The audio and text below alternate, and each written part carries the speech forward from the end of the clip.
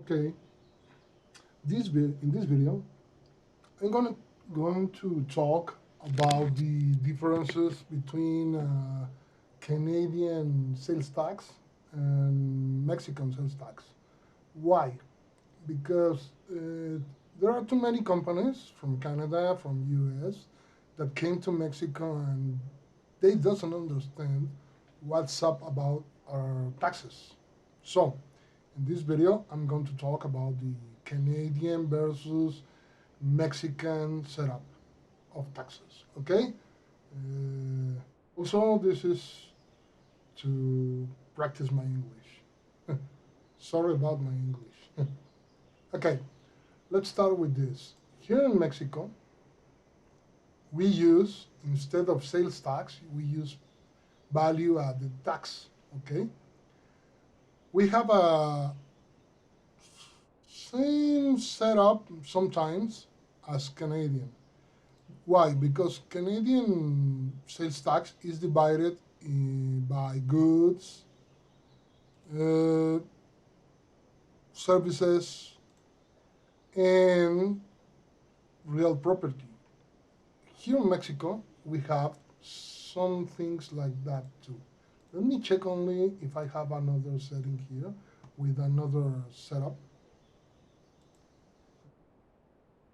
Okay, let's work with this. Let's check this. We we in Mexico, we set up our value added tax in different posting groups. Let me open this. And meanwhile, let me open the sales tax from a Canadian company here.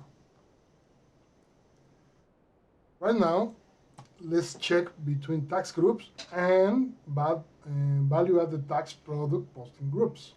As an example, remember, some goods like food, basic food, is not taxable in Canada. And you always use a non-taxable tax group. Here in Mexico, we use no value-added tax for the same reasons. For food, basic food, pharmacy, drugs. Then we have one tax. Here in the demo, we can find two, but we use a general sales tax. Let me raise this like harmonized sales tax, as you use it in Canada, of 16%. Okay, then you need to add this. This is a value added tax.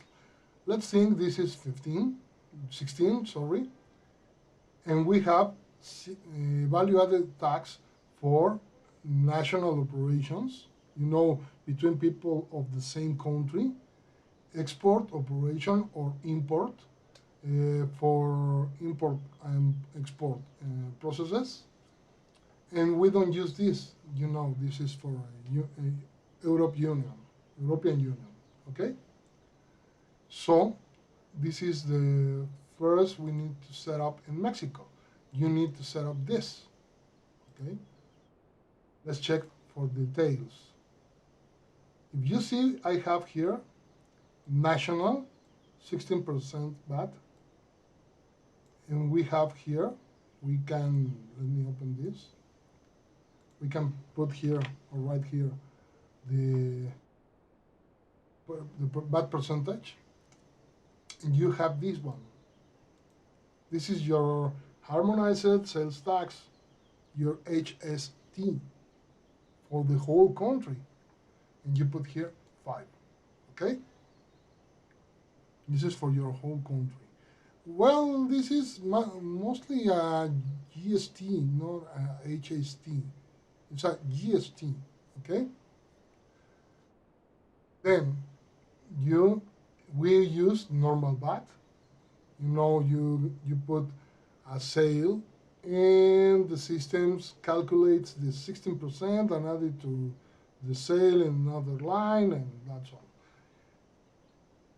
Normal VAT is the 16% of the sales line. Sales tax is not the same. Sales tax can mix two lines. For example, if we see here, we have British Columbia, we have a 7% for province plus 5% of the general. So when I make a sale in British Columbia, let's say Vancouver or Victoria, we have the sum 12%. Okay? But if we talk about Ontario, we don't have a province tax like British Columbia. We have a sales tax of 13%. Okay, this works like VAT mostly. Okay. Also, if you see, you need to define a GL account for this. Let's see. Let me find that. It's here in jurisdictions, if I remember well. See, let's see details. Okay, if we talk about British Columbia, we have 7 plus 5 from CA, from Canada.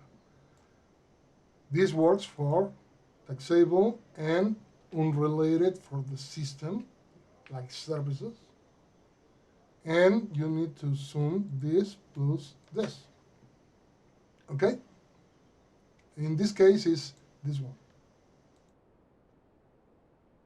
And after that, you need to put or store this in some GL account. Okay? Let me find the entries. File. That's all. We can find here the GL account. Okay? This one. This is one and this is the other. This is for the provincial sales tax and this is for the general sales tax from the government, federal government. This is for local government. So you are using two GL accounts here because it's a British Columbia sales tax. Here in Mexico, we don't have that. We have a sales account, sales VAT account, and a purchase VAT account. We manage two GL accounts when we make the sale or the purchase. Okay? But here in Mexico, we need to add this one, cash basis.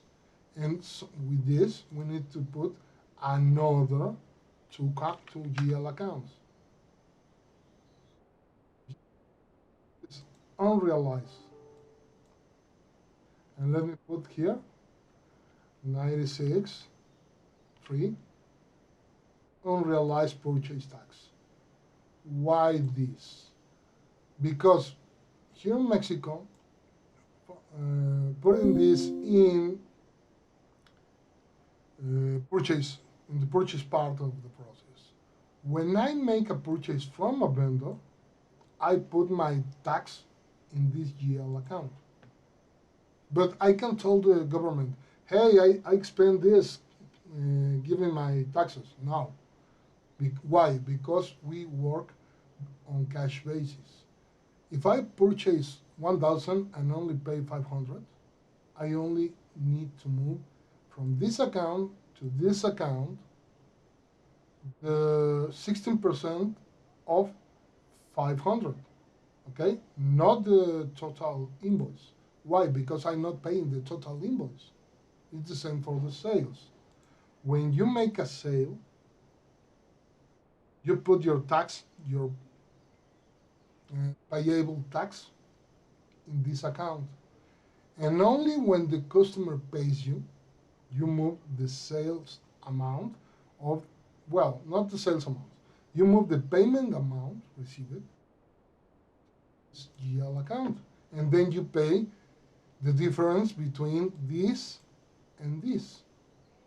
What happens if the customer never pays me the full invoice? So I never need to declare and pay to the government the full tax. That's the difference. When you work in Canada, in Canadian setup, the system put the taxes in the selected GL account, and you need to declare that. Even if you don't receive money, you need to pay those taxes. That's another difference, another important difference. Okay? So, if you see, there are some things that are similar between both setups when we talk about the HST. Okay? When we talk about HST, okay, we need to talk about this one. And we are moving our taxes in the sales or purchase invoice moment. But here in Mexico, you move the sale only to this account, and then you move your money to the four payable or receivable accounts. That depends on if you are managing purchase or sales. Okay, here no, you need only to pay that. Okay, that's the very most important difference between the both countries in the tax part of the system. Why I'm explaining this again? Because there are too many companies that want to work in Mexico and they don't understand this. Okay? Another thing is here, you only, this is the Canadian, you only need to post a sales, and that's all, and print your invoice. What happened here in Mexico? This is another thing that you need to understand. These are invoices, posted sales invoices. We check one. We can see here, and we see the taxes. Okay, my tax amount, and we can see this is for Ontario. It's a HST, different from those of British Columbia or Nunavut or another province. And you can print this or send this by email and send it to your customer. But here in Mexico, as you see here this menu, we have here the same thing, electronic document. This was posted on our GL account in our systems, but this posted sales invoice isn't valid, is not valid until we do this. Send.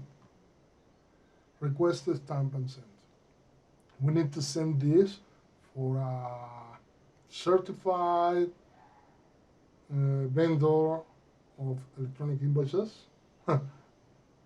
And then we send an XML or JSON or another TXT file. That depends on every vendor. And receive another file. We can find a very special kind of files. Let me find this. And this is our electronic invoice. This is a real electronic invoice. And this is the printed electronic invoice. If we don't have this QR code and this number, we cannot use the sales invoice as a valid document. No as customers, no for our customers, and we need to ask this from our vendors. Canada, you need to print your record, your PDF, or your invoice, and store that invoice at least 6 years. Well, we need to make something similar here in Mexico. We need to store these files. See here, you see I have a lot from for at least 5 years. Okay? Yes, the electronic document. So this is very important. So maybe you see this in Canada and you say, okay, I don't understand why I have this. We don't have that information in Canada. Yes, you don't have it. Here in Mexico, we use it. So you need a partner that knows these things. Okay? Well, this is my second video in English. Uh, I'm going to make a new series for this in my channel, my YouTube channel, and talk about this difference. Maybe next video is the same, but from the US, not the Canadian tenant. Okay? Well, see you in the next video.